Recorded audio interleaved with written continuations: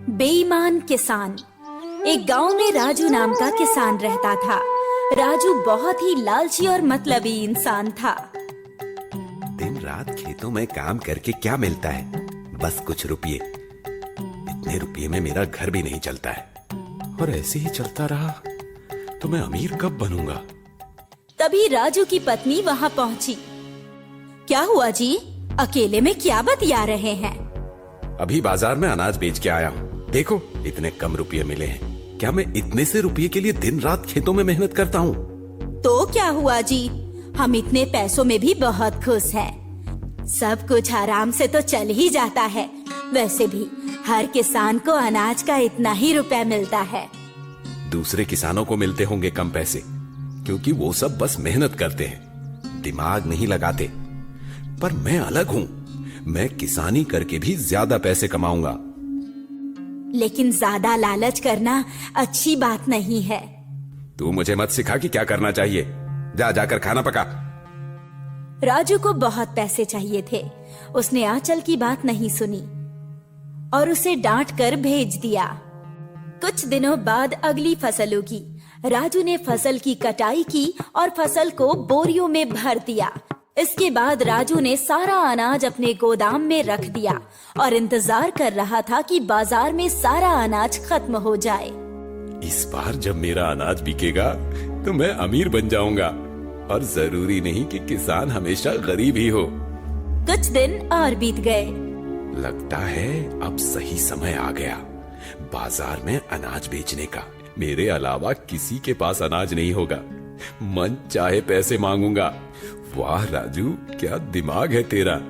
अब तुझे अमीर बनने से कोई नहीं रोक सकता। अगले दिन राजू अनाज लेकर बाजार पहुंच गया। सब लोग राजू को देख रहे थे। क्या राजू भैया, पूरे महीने कहाँ गायब थे बाजार से? महीना खत्म होने पर बाजार आए हो? हाँ, क्या करें, इस महीने वक्त ही नहीं मिला बाजार आने का। चलो ठीक है, एक अनाज की बोरी दे दो।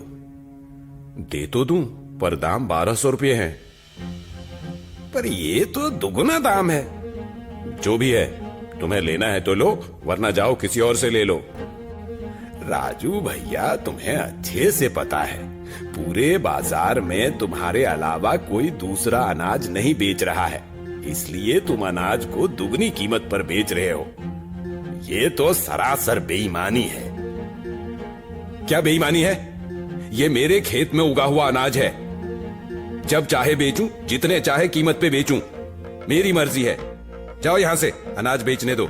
ना जाने कहां कहां से आ जाते हैं।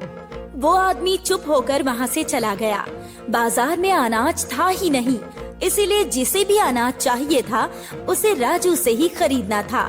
राजू ने महीने के आखिर में अनाज को दुगनी कीमत में बेच दिया। और तो और पहले राजू को अनाज बेचने में 4-5 दिन लग जाया करते थे, पर आज उसने सारा अनाज एक ही दिन में बेच दिया, वो भी दुगने दामों पर। राजू बहुत खुश था। आज तो मजा ही आ गया। एक दिन में पूरे अनाज बिक गए और दुगनी कीमत भी मिली। वाह वाह राजू, क्या कहने तेरे। ये ले पैसे, महीना खत्म होने से पहले ही पैसे दे दिए। बाप रे, इतने सारे पैसे! तो क्या, तुझे क्या लगा मैं पूरे दिन ऐसे ही सोता रहता हूँ? दुगुनी कीमत पे अनाज बेच आया हूँ, इससे कहते हैं मेहनत। हाँ हाँ, पर ये तो लूट मारी हो गई, दुगनी कीमत पर अनाज बेचना। अगर आप दुगनी कीमत पर बेचेंगे तो गरीब को तो अनाज मिल ही नहीं पाएगा। जरा उनकी भी तो सोचिए। चुप कर, हमेशा कुछ ना कुछ उल्टा ही बोलती है। तुझसे मेरी तरक्की देखी नहीं जाती ना। सारे पैसे अंदर रख दे, आइंदा से मुझे ज्ञान मत देना। राजू के पड़ोस में एक बूढ़े बाबा रहते थे। उनका बेटा कुछ सालों पहले ही गुजर गया था। बूढ़े बाबा अकेले ही खेती किया करते थे और खुद ही अनाज बाजार ले जाकर अकेले ही बेचते थे। नमस्ते बाबा, कैसे हैं? राजू तू है? हाँ बाबा, मैं राजू हूँ। बोल राजू, कैसे आना हुआ? ऐसे ही बाबा, बाजार जा रहा था, सोचा आपसे मिलता चलूं। अच्छा है, मुझे भी आज बाजार जाना था, पर कमबख्त मेरा घुटना सुबह से दुख रहा है। बाबा, आपकी उम्र आराम करने की है, काम करने की नहीं। आप आराम किया कीजिए। अरे बेटा, आराम करने से काम नहीं चलता। मैं अकेला हूं, काम नहीं करूंगा तो खाऊंगा क्या? जीने के लिए कुछ तो करना होगा ना। बाबा, एक काम करो, कल मैं भी अपना अनाज बेचने बाजार जाऊंगा। बोलो तो आपका भी अनाज बेच आऊं। तू मेरे अनाज बेच आएगा तो तेरी मेहरबानी होगी राजू। राजू अगली सुबह बूढ़े बाबा का अनाज लेकर बाजार चला गया। इतने पैसे? अगली बार अनाज तिगुनी कीमत पे बेचूंगा, पर उस बुढ़े को इतने पैसे नहीं दूंगा। अनाज बाजार में मैं ले जाऊं और बेचूं भी मैं, तो उस बुढ़े को इतने पैसे क्यों दूं भला? बाबा, अगली बार से मैं आपका अनाज बाजार में नहीं बेचूंगा। क्यों बेटे, क्या हुआ? ग्राहक बोल रहे हैं अनाज अच्छा नहीं है, बहुत भला बुरा कह रहे हैं, और पता नहीं आपके अनाज की कीमत भी कम मिली। हो सकता है बेटा, मेरी हर दिन शरीर में थकान जो रहती है, इसलिए शायद खेती अच्छे से नहीं हो रही है। पर मैं इतने सारे अनाज का क्या करूंगा? मुझसे आपकी तकलीफ देखी नहीं जा रही है। मैं आपका सारा अनाज खरीद लूंगा, पर आधी कीमत पे। बेटा, पर ये तो बहुत कम पैसे हैं अनाज के। मैं तो आपकी मदद करने की सोच रहा हूं। वैसे भी कुछ दिनों में बरसात आ जाएगी, आपका सारा अनाज पानी में सड़ जाएगा। बूढ़े बाबा को राजू की बात सही लगी, इसलिए आधे दाम पर सारा अनाज राजू को बेचने के लिए तैयार हो गया।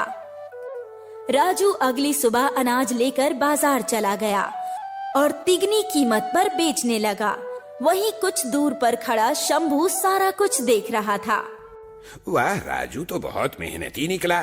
अकेले ही इतनी खेती की कि अभी तक पूरा अनाज बेच नहीं पाया। अरे काहे का मेहनती राजू, किसी बुढ़े का धोखे से सारा अनाज आधे दाम पे खरीद लिया है। ये तो गलत है। मैं उस बुढ़े बाबा को जानता हूं, आज ही उनको सब कुछ बता दूंगा। शंभू ने बूढ़े बाबा को सब कुछ समझाया। बूढ़े बाबा को राजू पर बहुत गुस्सा आया। रात के समय, राजू, तूने जो कुछ किया मेरे साथ वो सही नहीं है। पर बाबा, चुप कर। शंभू ने मुझे सब कुछ बताया। मैंने तुझे अच्छा इंसान समझा था, पर तू भी बागियों जैसा निकला। चालाकी और मतलबी से तू कितना भी बड़ा बन जा, पर एक दिन ऐसा आएगा कि ये सारे हराम के पैसे तेरे काम नहीं आएंगे। सालों बीत गए, राजू को कोई बच्चा नहीं हुआ। इस गम में राजू की पत्नी आंचल भी चल बसी और राजू भी एक अजीब सी बीमारी का शिकार हो गया, जिस बीमारी का पता डॉक्टर भी नहीं लगा पा रहे थे। राजू जी, आपको क्या बीमारी हुई है अभी तक समझ नहीं आ रहा है। मैंने आपकी रिपोर्ट आगे भेजी है। जैसे ही कुछ पता चलता है मैं आपको बताता हूं। मैं गलत था, पैसा ही सब कुछ नहीं होता। मेरे पास इतने पैसे हैं पर खुश नहीं हूं। कोई बात करने वाला अपना नहीं है। इससे अच्छा तो भगवान मुझे मार क्यों नहीं देते। राजू ने बेईमानी करके खूब पैसे कमाए, पर वो पैसे उसके लिए खुशियां नहीं ला पाए। अंत में उसका जीवन दुखों से भर गया। अब वो मरना चाहता था, पर भगवान उसे मौत भी नहीं दे रहे थे। इसीलिए कहते हैं कि जीवन ईमानदारी से जीना चाहिए। बेईमानी का रास्ता भले ही शॉर्टकट हो, पर उसका अंत हमेशा बुरा ही होता है। कंजूस सेठ और गरीब किसान। बदलापुर नाम के एक गांव में एक अमीर सेठ रहता था, जिसका नाम लाला रामलाल था। वो बहुत ही ज्यादा कंजूस था और कभी भी किसी भी गरीब की मदद नहीं करता था। वो हमेशा खाता रहता था। इस वजह से रामलाल बहुत ज्यादा मोटा भी हो गया था। रामलाल दूसरों से खेती करवाया करता था और उनको समय से पैसा भी नहीं देता था, जिससे बहुत सारे लोग दुखी रहते थे। पर लाला रामलाल को इससे कोई भी मतलब नहीं था और वो हमेशा अपने मतलब में चौकस रहता था। एक बार की बात है, रामलाल सेठ अपने घर पर बैठा हुआ था। तभी वहाँ पर मुकेश नाम का किसान आया और उसने रामलाल से कहा, सेठ जी, अब तो मेरा हिसाब कर दो। पूरा महीना होने को आ गया है, पर आपने अभी तक हिसाब नहीं किया है। हाँ मुझे पता है, पर अभी हिसाब नहीं हो सकता है क्योंकि मेरे पास रुपए नहीं है। जब रुपए आ जाएंगे तो मैं तुम्हारा हिसाब कर दूंगा। अरे सेठ जी, आप ऐसा क्यों कह रहे हैं? आप तो सेठ है, आपके पास रुपयों की क्या कमी है?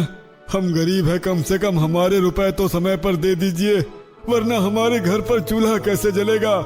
मुझे नहीं पता है, अभी तुम जा सकते हो। यदि ज्यादा कहोगे तो मैं तुम्हें काम से भी निकाल दूंगा। ये सुनकर मुकेश काफी दुखी हुआ और वहाँ से चला आया, क्योंकि उसे पता था कि सेठ बहुत ही कंजूस था। घर पर आने पर मुकेश की पत्नी लक्ष्मी ने मुकेश से कहा, अरे आप आ गए, आज राशन नहीं लाए? क्या हुआ? आज तो आप राशन लाने वाले थे, क्या सेठ ने रुपए नहीं दिए? हाँ, तुम बिल्कुल ठीक कह रही हो। सेठ ने रुपए नहीं दिए इसलिए राशन नहीं आ पाया। तुम्हें तो पता ही है कि हमारा सेठ कितना कंजूस है। तो आप उस सेठ का काम छोड़ क्यों नहीं देते हैं? यदि राशन नहीं आएगा तो हम लोग क्या खाएंगे? आपको तो पता ही है कि हम लोग भूखे रह सकते हैं, पर हमारे बच्चे भूखे नहीं रह सकते। हाँ मुझे पता है, पर तुम चिंता मत करो, मैं फिर से सेठ से बात जरूर करूंगा। अभी तुम जैसे तैसे इंतजाम कर लो, कल सुबह ही मैं फिर से रुपए मांगने जाऊंगा। ठीक है, मैं अभी इंतजाम कर लेती हूँ। और ये कहकर लक्ष्मी वहाँ से चली गई, क्योंकि लक्ष्मी को भी पता था कि रामलाल सेठ बड़ा ही कंजूस था और वो जल्दी रुपए नहीं देता था। इसीलिए लक्ष्मी पहले से ही इंतजाम कर लिया करती थी। अगले दिन मुकेश फिर से सेठ के पास पहुँच गया। सेठ ने जब मुकेश को देखा तो उससे कहा, अरे तू फिर आ गया? तुझसे कहा था ना कि अभी मेरे पास रुपए नहीं है, तो फिर मेरे पास क्या करने आया है? सेठ जी, आप तो बड़े आदमी हैं, तो फिर आप ऐसा क्यों कह रहे हैं? यदि आप मेरा हिसाब नहीं करेंगे तो मेरा घर कैसे चलेगा? आपको तो पता ही है हम कितने गरीब हैं, और 2 वक्त की रोटी कमाने के लिए हम आपके यहाँ काम करते हैं। कम से कम हमारा हिसाब तो समय पर कर दीजिए। अरे मुकेश, तुझे तो पता ही है कि इस बार मुझे कितना नुकसान हुआ है, तो इसलिए हिसाब थोड़ा लेट होगा, पर लगता है कि तेरी समझ में नहीं आ रहा। रुक, अभी तुझे 100 रुपए देता हूँ, इससे तू काम चला लेना, बाद में तुझे मैं तेरे पैसे दे दूंगा। सेठ रामलाल की बात सुनकर मुकेश ने अपने मन में कहा, अभी मैं सेठ से 100 रुपए ले लेता हूँ, वरना यदि इस कंजूस का मन बदल गया तो ये इतने रुपए भी नहीं देगा। और ये सोचकर उसने रामलाल सेठ से कहा, ठीक है, आप अभी मुझे 100 रुपए दे दीजिए, आप बाद में मेरा हिसाब कर देना। इसके बाद सेठ ने उसे 100 रुपए दे दिए और मुकेश वहाँ से चला गया। तभी वहाँ पर केले बिकने आए और सेठ ने ठेले वाले से कहा, अरे केले वाले, केला कैसे दे रहा है? अरे सेठ, 50 रुपए दर्जन है, बताओ कितने दे दूं? अरे केले तो बड़े महंगे हैं, 20 रुपए दर्जन दे तो लूं, वरना जा यहाँ से। अरे सेठ, कैसी बातें कर रहे हो? इतने बड़े आदमी होकर ऐसी छोटी बातें आपको शोभा नहीं देती है। अच्छा, आप 40 दे देना। नहीं नहीं, मैं तो 20 रुपए ही दूंगा, यदि देना है तो बता, वरना जा। अरे 30 रुपए दे देना, इतनी कंजूसी अच्छी बात नहीं होती है। इतना कमाकर कहाँ ले जाओगे? थोड़ा बहुत हम लोगों को भी दे दिया कीजिए। तू अपने काम से काम रख। अच्छा ठीक है, चल 25 दे देना, ना तेरा और ना मेरा। ये सुनकर उस केले वाले ने सेठ को आधे पके और आधे कच्चे केले दे दिए और वहाँ से जल्दी से चला गया। उसके जाने के बाद जैसे ही सेठ ने केले खाए तो वो आधे कच्चे थे। ये देखकर सेठ ने अपने आप से कहा, अरे ये तो कच्चे हैं, उस केले वाले ने मुझे ठग लिया। मैं ऐसा करता हूँ, मैं इन्हें रख देता हूँ, शायद ये कल तक पक जाएंगे। और ये सोचकर सेठ ने उन केलों को रख दिया। धीरे धीरे समय गुजरा और सेठ रामलाल समय के साथ और भी ज्यादा कंजूस होता जा रहा था। वो हमेशा गरीबों के रुपए मार लिया करता था, जिससे मुकेश भी काफी ज्यादा परेशान था, क्योंकि अभी तक उसने मुकेश के रुपए नहीं दिए थे। एक दिन मुकेश गांव के सारे किसानों को लेकर सेठ के पास पहुंच गया और उसने सेठ से कहा, अरे सेठ, अब तो बहुत दिन हो गए, अब तो मेरे रुपए दे दो, वरना हम लोग तुम्हारा काम छोड़ देंगे।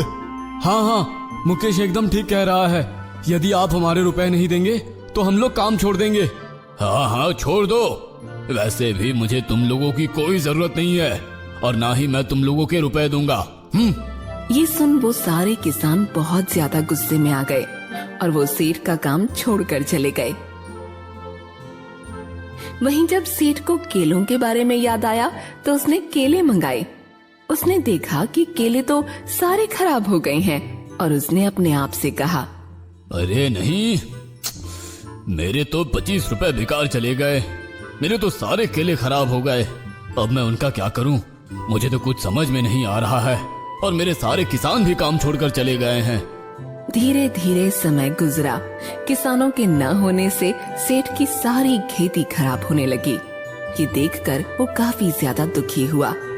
एक दिन सेठ की पत्नी कुसुम ने अपने पति से कहा, अजी मैं देख रही हूँ कि आप बहुत ज्यादा परेशान रह रहे हैं, आखिर ऐसी क्या बात है? अरे अब मैं तुम्हें क्या बताऊं, तुम्हें तो पता ही है सारे किसान काम छोड़कर चले गए हैं। इस वजह से हमारी खेती बेकार हो रही है और मुझे बहुत ज्यादा नुकसान हो रहा है। हाँ मुझे पता है, पर ये सब तो आपकी वजह से ही हुआ है। यदि आप उनका हिसाब कर देते तो ऐसा नहीं होता। आपने अपनी कंजूसी की वजह से उनका हिसाब नहीं किया और इसीलिए आपको इतना नुकसान झेलना पड़ रहा है। और इसी तरह आपने उस दिन 50 के केले 25 में ले लिए थे और वो भी सारे खराब हो गए। यदि आप इतनी कंजूसी ना करें तो आपको नुकसान भी ना झेलना पड़े। पर सेठ ने अपनी पत्नी की एक भी बात नहीं सुनी और वो वहाँ से चला गया। धीरे धीरे और समय गुजरा और समय के साथ रामलाल सेठ को बहुत ज्यादा नुकसान झेलना पड़ रहा था। ये देखकर सेठ भी काफी ज्यादा दुखी हुआ और उसने फैसला किया कि वो दूसरे गांव से किसानों को बुलाएगा। और उसने दूसरे गांव से किसानों को बुलाया और उनसे कम रुपयों में काम करवाया। पर वो किसान आधे दिन ही काम करते थे और सारा रुपया लेकर चले जाया करते थे। ये देखकर सेठ और ज्यादा परेशान था क्योंकि उसकी खेती खराब होती जा रही थी। तभी वहाँ मुकेश आया और मुकेश ने सेठ से कहा, अरे सेठ, क्या हुआ? मैंने सुना है कि तुम्हारी सारी खेती खराब हो रही है और तुमने इसीलिए दूसरे गांव से आदमियों को बुलाया है। क्या वो तुमसे रुपए नहीं लेते हैं?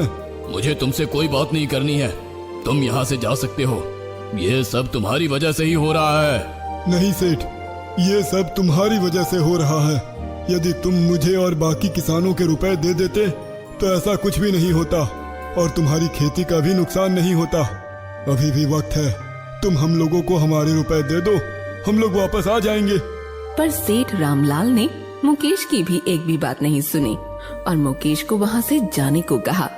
पर मुकेश जानता था कि सेठ उसे एक ना एक दिन जरूर बुलाएगा क्योंकि वो इतना ज्यादा कंजूस था कि वो अपना ज्यादा नुकसान नहीं देख सकता था। धीरे धीरे समय गुजरने के साथ सेठ का ज्यादा नुकसान होने लगा और हार कर सेठ ने सारे किसानों को और मुकेश को अपने पास बुलाया और उनसे कहा, मुझे माफ कर दो, मुझसे बहुत बड़ी भूल हो गई जो मैंने तुम लोगों के रुपए नहीं दिए। मैं तुम सभी के रुपए दे रहा हूँ और मैं आगे से तुम्हें पहले ही रुपए दे दिया करूँगा। अब तुम लोग जल्दी से मेरा काम कर दो, वरना मुझे इस बार बहुत ज्यादा नुकसान झेलना पड़ेगा। ये सुनकर सारे किसान बहुत खुश हुए और मुकेश ने सेठ रामलाल से कहा, आप चिंता मत कीजिए, आप बस हमारा हिसाब कर दीजिए, हम लोग अभी काम करने लगेंगे। ये सुनकर सेठ रामलाल ने उन सारे किसानों और मुकेश का हिसाब कर दिया जिससे सभी बहुत ज्यादा खुश हो गए और फिर सभी ने मन लगाकर सेठ के खेतों में काम किया जिससे सेठ का सारा काम हो गया। ये देखकर सेठ बहुत खुश हुआ और उसे पता लगा कि कंजूसी से कुछ भी नहीं होता। यदि वो कंजूसी करता रहता तो उसका और भी ज्यादा नुकसान होता। मुझे माफ कर दो, यदि मैंने तुम्हारी बात मान ली होती तो आज मुझे इतना नुकसान नहीं झेलना पड़ता। ये सब मेरी कंजूसी की वजह से हुआ है। अब मैं आगे से कभी भी कंजूसी नहीं करूंगा और तुम्हारे रुपए पहले ही दे दिया करूंगा। मुझे खुशी हुई सेठ कि तुम्हें अपनी गलती का एहसास हुआ और पता लगा कि कंजूसी करने से कुछ भी हासिल नहीं होता है। बल्कि कंजूसी करने से हमेशा नुकसान ही झेलना पड़ता है। इसके बाद मुकेश खुशी खुशी वहाँ से चला गया और अब सेठ रामलाल भी बहुत खुश था क्योंकि उसका सारा काम हो चुका था और उसके सारे किसान भी